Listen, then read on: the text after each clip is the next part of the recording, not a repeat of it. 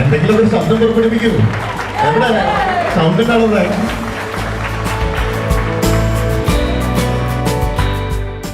ഇതൊരു competition item, വീട്ടിലും സ്ഥിരം ഐറ്റം തന്നെയാണല്ലേ? പാചകം അങ്ങനെ തുറന്നുകൊണ്ടേ ഇരിക്കുന്നതാണല്ലോ.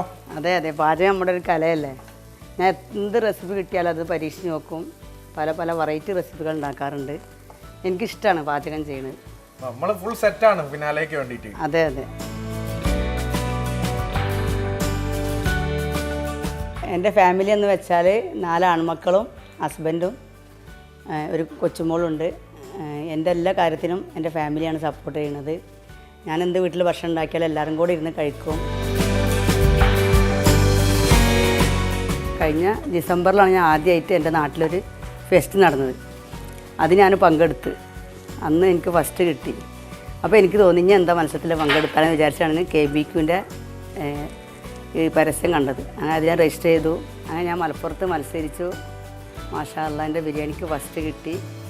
എന്താ പറയുക, ഇത് ഇന്ത്യയിൽ തന്നെ ഏറ്റവും വലിയ biryani competition Mathrubhumi rose band നടത്തിയ ആ മത്സരത്തിൽ ആ വേദി കിട്ടിയ ഒരുപാട് സന്തോഷമുണ്ടായിരുന്നു. പിന്നെ അത് കഴിഞ്ഞപ്പോൾ ഫസ്റ്റ് കിട്ടിയപ്പോൾ അതിലേറെ സന്തോഷമായി.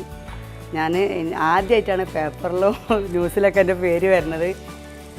എന്താ പറയുക, നമ്മൾ മരിച്ചു കഴിഞ്ഞാൽ വരുമെന്ന് വിചാരിച്ചു ഞാൻ സമയത്ത്. പക്ഷേ അതിൽ പേപ്പറിലും എല്ലാവരും അറിയപ്പെട്ടപ്പോൾ ഒരുപാട് സന്തോഷമായി. ഇത്ര കാലം ഈ വീട്ടിൽ പാചകം ചെയ്തിട്ട് ഇപ്പോഴാണല്ലോ ഈ അറിയപ്പെട്ടെന്നാണ് എല്ലാവരും എന്നെ നല്ല അഭിനന്ദന പ്രവാഹമായിരുന്നു. ഞാൻ ഫസ്റ്റ് കിട്ടിയപ്പോൾ ഞാൻ എറണാകുളത്തേക്ക് മത്സരിക്കാനുള്ള തയ്യാറെടുപ്പിലാണ്. അതുപോലെ മമ്മൂക്കയാണ് വരുന്നത്. ഞാൻ ഒരുപാട് കാലത്ത് ആഗ്രഹമായിരുന്നു എനിക്ക് മമ്മൂക്കയെ കാണണമെന്ന്. ഞാനും എൻ്റെ മക്കളെല്ലാവരും മമ്മൂക്കയുടെ ഫാനാണ്. അപ്പോൾ മമ്മൂക്കയെ കാണാൻ പറ്റുന്ന ഒരുപാട് സന്തോഷം. എനിക്ക് എന്താ പറയാൻ വാക്കുകളില്ല. ഇങ്ങനെ ഒരു ഇന്ത്യയിലെ ഏറ്റവും വലിയൊരു ബിരിയാണി മത്സരം സംഘടിപ്പിച്ച മാതൃഭൂമിയോടും റോസ് ബാൻഡിനോടും എനിക്ക് ഏറ്റവും പ്രത്യേകം നന്ദി പറയാനുള്ളത്. അതുകൊണ്ടാണ് എനിക്കിതിൽ മത്സരിക്കാനും ഇങ്ങനെ ഒരു വേദി കിട്ടാനൊക്കെ കാരണം അവരാണ്. അതുകൊണ്ട് ഒരു പ്രത്യേക ഒരു ആശംസകളും അഭിനന്ദനങ്ങളും ഞാൻ അറിയിക്കുകയാണ്.